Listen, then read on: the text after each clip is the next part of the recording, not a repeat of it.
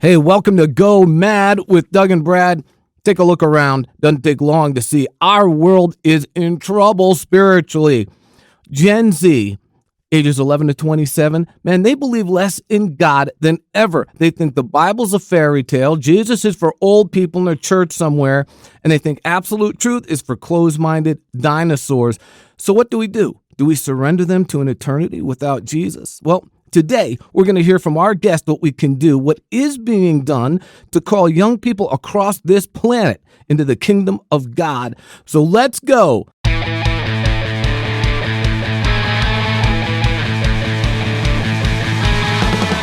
Hey friends, this is Jesse, Go M.A.D producer. Today's guest is none other than the founder of the How to Life movement, Jordan Whitmer. We had Jordan on an episode last season, so it was great to catch up with him, especially to hear about his recent literal trip around the world. Jordan spends his days empowering his generation to be Christ's ambassadors, and we can't think of a better guest to help us think through how to do just that.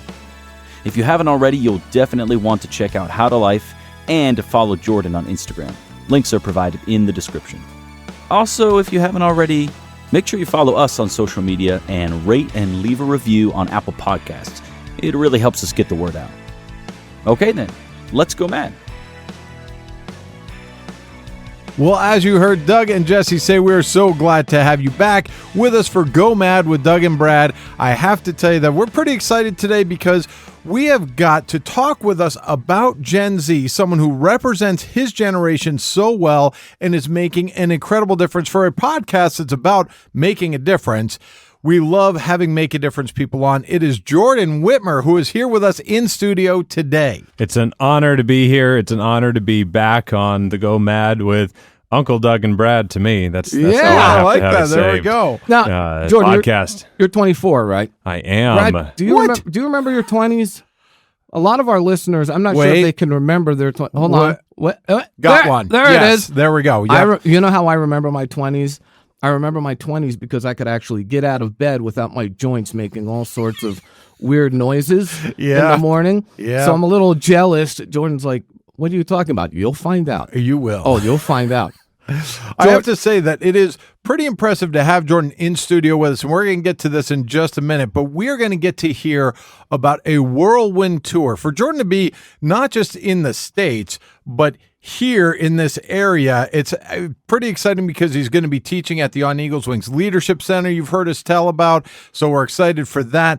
But the reality is that we are so encouraged about all we've been hearing God doing in Gen Z. But Doug, the reality is it doesn't start with the encouragement, unfortunately. Yeah, I mean, I am pretty amazed at what Jordan has been able to do here recently. Forget the Rolling Stones. Oh, they go on this big tour. Do they go to 8 different countries in 19 days? Well, probably. But they've got all sorts of help. Jordan did this on his own with some great help. We'll talk about that in a second. But yeah, I mean, Jordan, look, we are looking at a younger generation, and I mean, when you're talking about 11-year-old to 27-year-old, that is Gen Z. Brad and I, near 50, would be Gen X. Gen Y is around somewhere. I'm not sure where they are. But Gen Z, that's a huge number of people, ages 11 to 27 in our country and beyond. And, man, it doesn't take much to look around, check out the Gallup polls, all the big polls out there, that tell us there is an alarming uptick in statistics that show this generation has a lower view of God than ever. They don't believe in God. They don't go to church. They think the Bible is a fairy tale.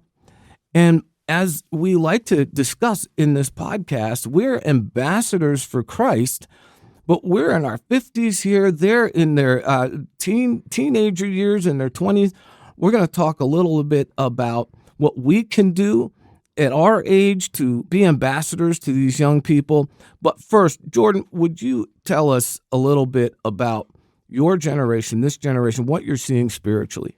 Yeah, absolutely. Well, with Generation Z, and as I know we've shared some on the podcast before about when it comes to today's teenagers in America and around the world, there often is a lot of bad news amongst the young people. in the USA, I know the statistics show that only 4%, sadly, of Gen Z Americans hold a biblical worldview, meaning 1 out of every 25 American teenagers that you meet out on the street, only about 1 in 25 on average would truly know what it means to live and lead and make a difference, and or to believe in Jesus, just in the biblical sense that we would here, and that's concerning that it's that low. I wish it were higher. But 35% in that same study claimed to be atheist, agnostic, or nothing in particular, which is the highest that there's ever been of the rise of the nuns, N-O-N-E-S, nuns, people in a generation, and up from like 30% from millennials, Gen Y. So, so that is concerning.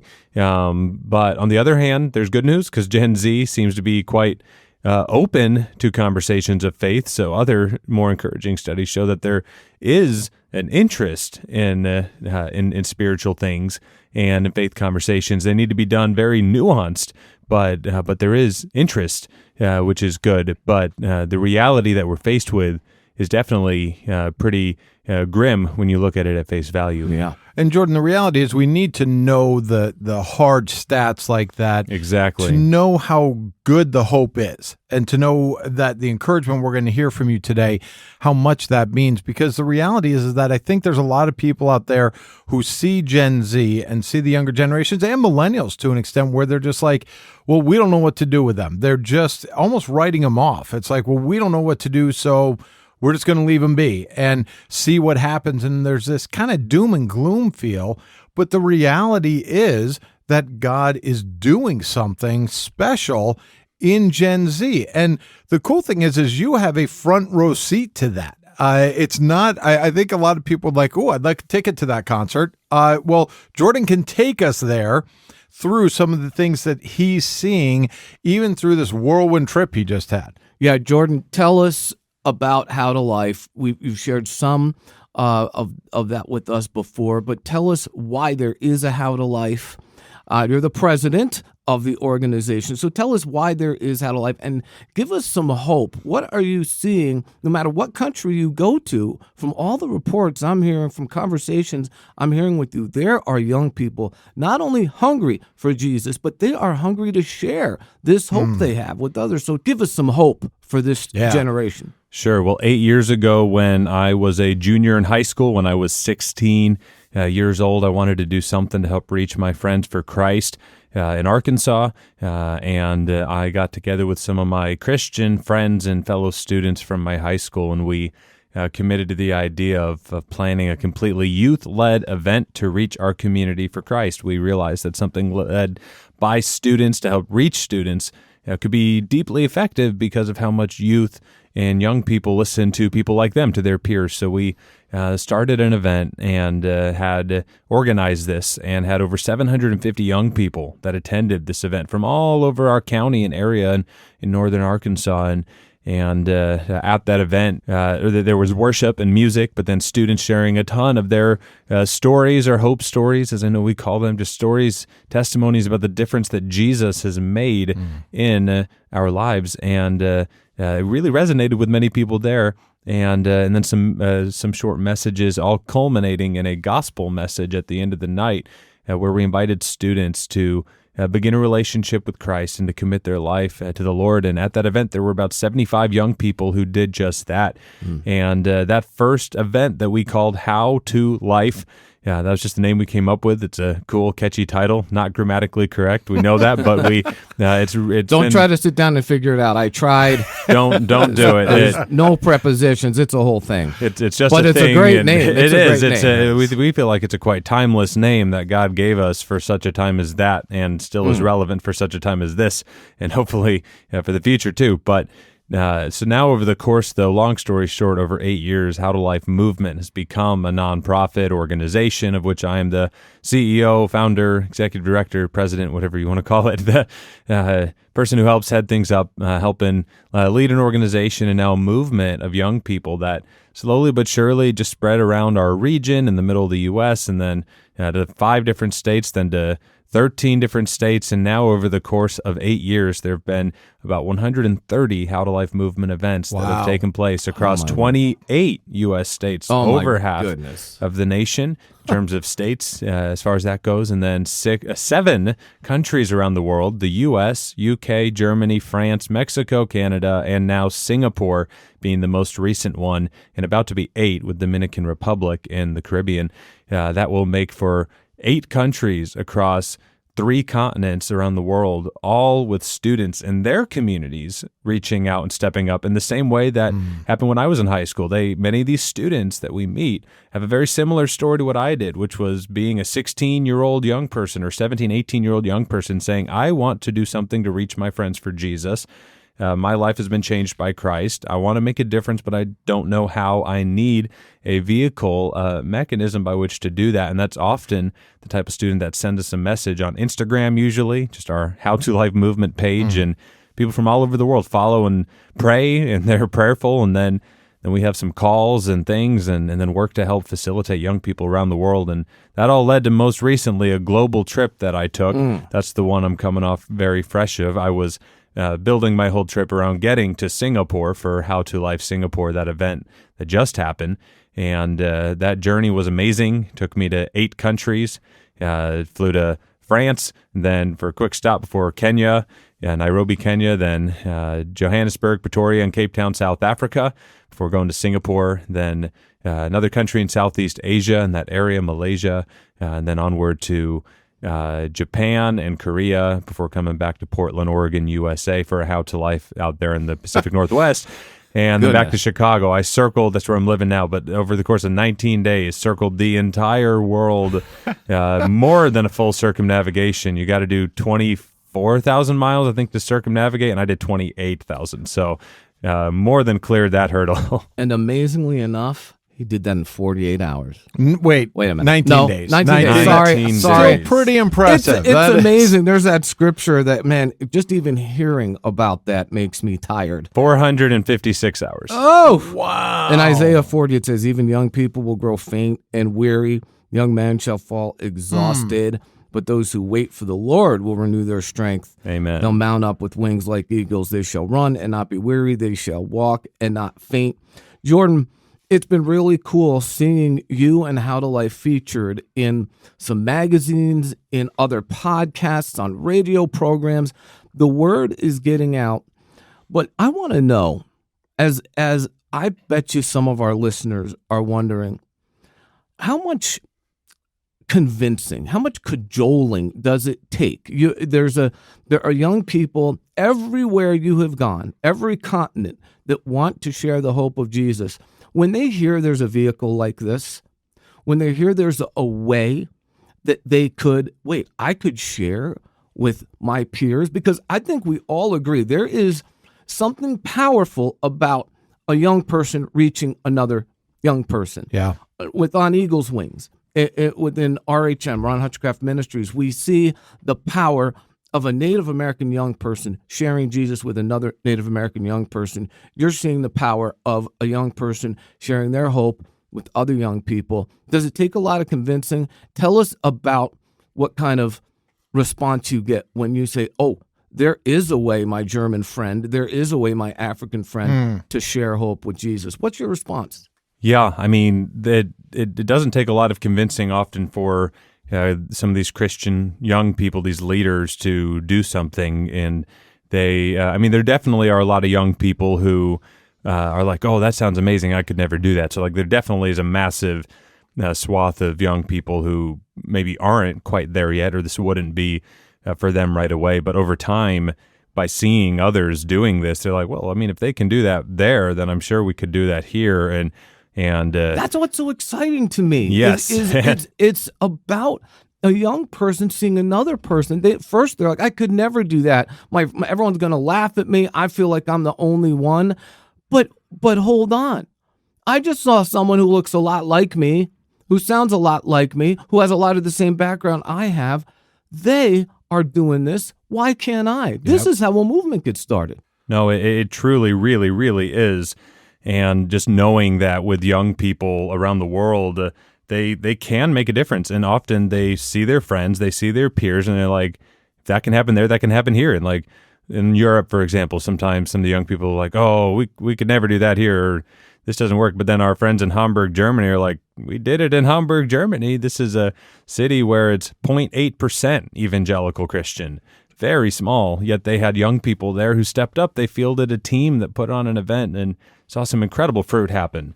And if it can happen there, if it can happen in Singapore, in Asia, now people around Asia are like, well, we could probably do that in India. We could probably do that in Philippines. We could probably do that in different places. And we're going to see in the time to come. But our heart is that this is something that truly could be scalable. The world is massive, but also the world is smaller than ever. It's more possible than ever because of social media and Zoom and airplanes. Those three things in particular have made it possible for our generation to be the first generation in history to come of age in an era with all of those tools available. And the harvest is plentiful. The workers are few. Is very true. But we have so many tools now at our disposal that we can use to help reach the world. And I just view the opportunities truly to be deeply endless today. This has got to be so exciting, so motivating for any listener, any friend of ours who is a great commission person and who says, yeah, Jesus meant it when he said, bring the gospel to the ends of the earth. It's so exciting. Yes. So, Jordan, I have two questions. First one, you're going to have to give me the quick answer to. All right. What does it mean for a Gen Z young person to be trusted? How does it make them feel? Why don't the old people run it? Why not with the people with all the experience, the people with the churches and all the money? Why aren't they running this thing? Yeah, you're trusting them to do this. How does it make them feel to do that? It's deeply encouraging for a Christian young person to know that people believe in them. And sadly, sometimes that doesn't always happen. One of our biggest hurdles that we find is adults that maybe they don't really come to rally and support the kids like we need them to in an area, but they don't really get in the way either, is normally what we see. I got you, yeah. But when a young person does have the trust and support of even just one or two really caring Christian mentors in their community saying, this is amazing, this is exactly what we need. It's sadly not very many that usually catch the vision, but some do. And it goes a long way. So young people need to be trusted and believed in. They might make some mistakes, sure, but that authenticness, that realness will be 100 times more valuable. They might fall flat on their face, but odds are they probably won't. Yes. And they need the trust. And that's really key. That's okay. Make a different step in here, just to take a time out for our listeners, is one or two mentors. You said it's not even about, okay, they've got a whole church support, which is great if they can, but if you could even be that one or two, one of those people that believes in a young person. And I can tell you that if you trust, just like any age, but if you trust someone, a teenager with something, will they nail it the exact way you think? Probably not. Might they make some mistakes? Probably. You know what? They can learn from that. They can be a part of saying, hey, I'm going to learn from someone who's been there before. When they make a mistake and then they have someone that's there to catch them in that moment and say, hey, I did the same thing when I was your age. Guess what? Here's a way you could protect yourself maybe next time. It's so encouraging. But the other part I just wanted to ask Jordan was, in all of this, what are some common threads you're seeing in Gen Z? Because you've been traveling all around the world with this, and people could say, well, I know Gen Z in this country, but it's not just about what's happening in America. What are you seeing are the common threads of hope in Gen Z around the world? And I'm going to add something real quick to that. Not just Gen Z. I mean, when Gen Z gets excited, the generation ahead of them, behind them gets excited because this is young people. You're talking people in their 20s that have a loud voice. There is some real excitement in other generations. So there's something about lighting a fire under this generation that sees a fire lit in other generations. So, yeah, Brad's question, though. Yeah, so when it comes to young people around the world, there's a few things, and this is kind of just anyone that's been asking me, Jordan, what are your biggest takeaways from this trip around the world? And I do a lot more than just this one trip. This one just was that's true. Extra, a little bit more extraordinary in the sense of circling the entire world, but I almost did the equivalent in December, just not because of the route I took, but my body felt like I circled the world by going to Singapore then too. But this time I literally circled the whole world. But over the course of this trip and kind of just a rapid fire time in Africa and Asia, but also the time I spent in North America and everywhere else, when it comes to young people. We have more in common than any generation has ever had in history. The global youth culture of Gen Z around the world shares so much in common. We use the same Instagram, the same TikTok, the same social media. We're growing up with smartphones, and that's the majority of the world. Like, it's not like, oh, well, only like there's a lot of stereotypes I think that we have about the world, but like most people in the world have smartphones. Like, that is a fact now, and wasn't true 15 years ago, but now it is certainly amongst young people. And Gen Z is 2 billion people of the world population. Is that right? It's a massive swath of the people of the world, especially in Africa. Over half are Gen Z because of the way the population works there. But when it comes to the young people around the world, they have so much in common. And often when we think of like missions and things, we think of so many things that we maybe don't have in common with people. Like, oh, like we have to contextualize as we go into this culture or this sort of thing. And we do need to do that, especially I think as American Christians. We need to think, how can we really make sure that we understand cultures we're working in and that sort of thing. But that there's essentialness to that. However, on the other hand, there's so much that we have in common, and this common mission and this common heart that we have rallying behind the cross. The cross is a unifying message for the entire world. Jesus is unifying the world. Like, we are all coming together. Every tribe, people, nation, and tongue, as Revelation 7, 9, and many other parts of the Bible talk about, behind Jesus, before the throne. And it's so encouraging to see that. And when we work with young people, I see these similarities and so many similar things. Kids facing battles in their countries, the young people in many countries need hope, and there's a lot of work to do. A lot of people are struggling to reach young people on every continent, but there is hope, and that's why we're really seeing this as a global collective and battle and initiative, more so than just one place or another. Jordan, I'm still stuck on this 2 billion number. Yeah. That's 2 billion young people, each with a name, a background, and an eternity. 2 billion eternities. So Jordan, look, we're going to start to wrap this up already. The time goes so fast, and we're talking with a great guest like you. But I got to ask you this, because we got some folks that are listening that are Brad's age, my age. What? I AKA old. AKA crinkly joints. I'll bet they're wondering, okay, well, I'm not in my 20s, but they probably know some people. I'm not 11 to 27, but they have kids that are, or grandkids that are, or people they care about that are.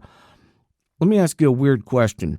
Jordan, why are you the way you are? In Jeremiah said, the word of the Lord came to me, saying, before I formed you in the womb, I knew you.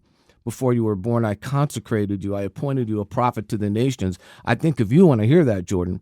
Then I said, Lord God, but I don't know how to speak. I'm only a youth. But the Lord said to me, do not say I am only a youth.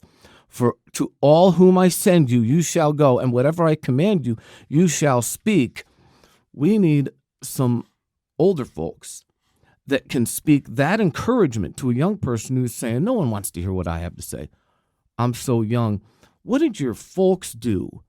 Why is Jordan the way? What did you do? Time in the Word. How did your folks prepare you to be this kind of person so we can get some ideas?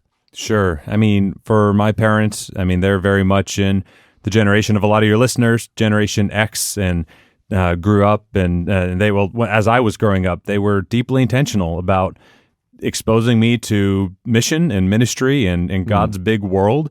And we just did things quite differently in my family, I think, compared to what people would say would be typically normal in terms of just normal American dream goals and aspirations. We just never have valued that. And that's not been a major priority. And yes, there have been tough financial times. Yes, there's things that, for the most part, most in Gen X, I know, and most in the older generations have been hit by, economy, this, that. But for us, I know, yes, that has been a factor in other things, but we've still always been like, well, it's earth stuff. Life is short.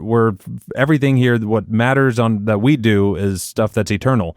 And I grew up with that sort of mentality, and that doesn't always translate to kids. Kids get to make their own decisions. Parents get to make their own decisions. But I do know that my parents set a very good example for me, and by living it out in their own life to the best that they can, and just seeing their intentionality to invest into people's lives and into discipling people.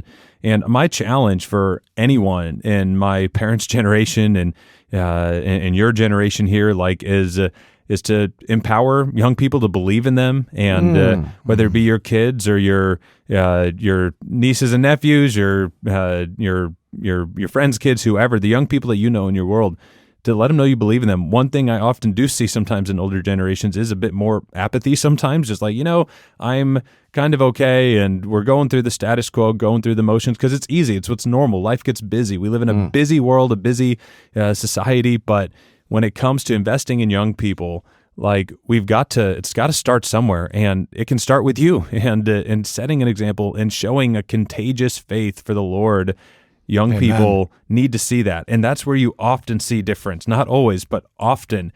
If there's an impact, it often will come through something like that. Trust them, allow them to fail, live it. I've got a sister that happens to be your mom, and she makes a difference everywhere she goes. I know you saw that. And maybe provide them resources that they need to do something like this. All things and many other things that we in our generation can do to help your generation be ambassadors and us be ambassadors to that generation. One thing I'd add to that, allow them to fail aspect. We don't want the failure, but don't hold that against them. Don't shame them through it, and give them another chance. Make sure you give them another chance.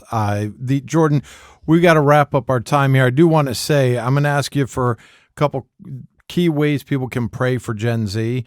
But what I want to just let people know is, if you've enjoyed hearing from Jordan, I know we're just sitting here loving hearing and we get to hear from him more regularly, but to hear these updates, so encouraging for us. He has a podcast. It's called Gen Z Today. Yes. It's a podcast on all major platforms. You can find that. And he has some great guests.